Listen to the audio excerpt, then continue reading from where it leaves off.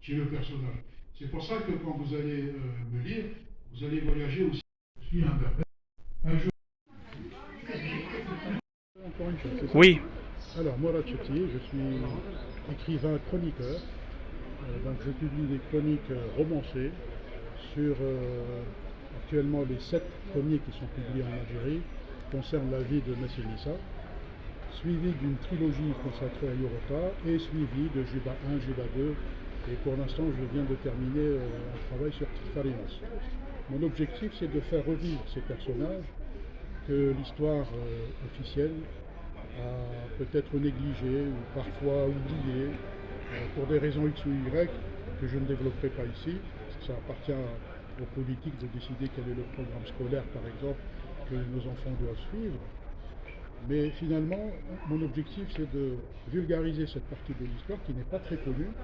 Alors non seulement elle n'est pas connue parce qu'elle a été écrite essentiellement par des étrangers, qui ont forcément, on sait que l'histoire est écrite par les vainqueurs, donc ce sont des étrangers qui ont colonisé l'Algérie et qui ont écrit leur histoire finalement, en oubliant que le substrat, le personnage principal de l'histoire algérienne, c'est le berbère, l'habitant ou l'autochtone. Donc je présente aujourd'hui les 2 derniers tomes de la série Massinissa, la revanche de Massinissa quand il revient d'Espagne pour récupérer le royaume de son père. Et donc c'est une chronique romancée, suivie de Le Songe d'Aïlimas. Aïlimas étant dans mes recherches, le premier Aguelite que j'ai retrouvé dans les chroniques. Et à partir de là, son rêve, c'était d'unifier, à partir du moment où les 2 grandes tribus du mythe se sont séparées, les Massilies d'un côté et les Massaïles de l'autre, son rêve a été de réunifier l'Afrique du Nord finalement, dont fait partie l'Algérie aujourd'hui. Donc qui va de fleuve Moulouya jusqu'à, enfin de la rivière Moulouya, la frontière marocaine actuelle, jusqu'à la Libye. Voilà à peu près les 2 thèmes que je présente actuellement pour ma conférence d'aujourd'hui. Bien entendu, il y a un déficit au niveau du contenu, au niveau de l'écriture de cette partie de l'histoire. Pourquoi? Essentiellement parce que, pour commencer, il y a un déficit de documentation très rare, et je le répète, qui a été écrite essentiellement par des étrangers.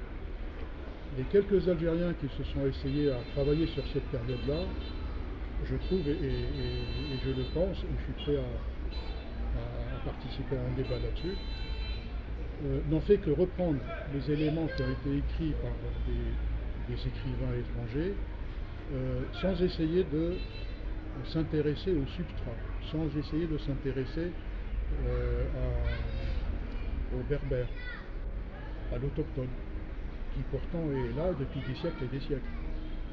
Donc reprendre les discours des colonialistes ne m'intéressait pas trop.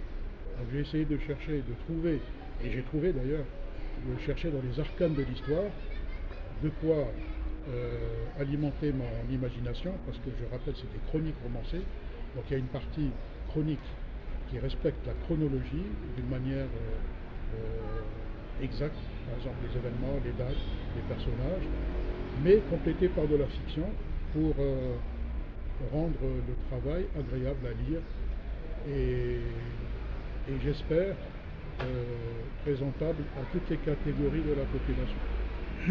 Zo fait partie de mon parcours, parce que d'habitude je fais mes tournées à Alger, Tizi Ouzou, Bjaya, Constantine, Annaba. Bon, après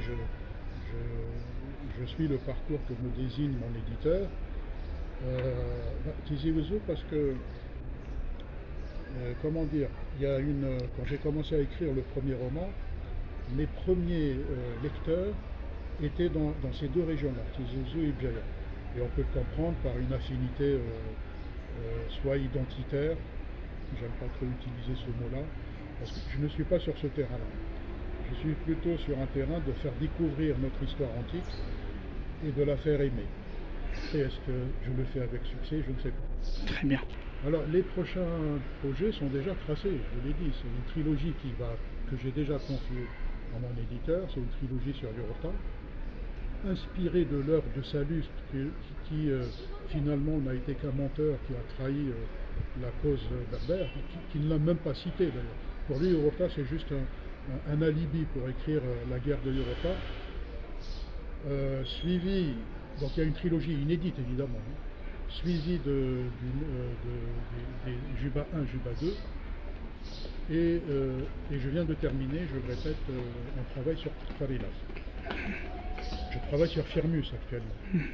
Alors pourquoi ressortir ces personnages? Parce que la plupart du temps, à part Juba 2, ça a été des résistants à l'occupation et à la colonisation antique. Voilà, donc ça me tient à cœur, comme j'ai un esprit, allez, on va dire nationaliste, anticolonialiste. Ça fait partie de mon parcours politique. Et pourquoi pas le vulgariser sous forme de chronique romancée. Très bien. Merci.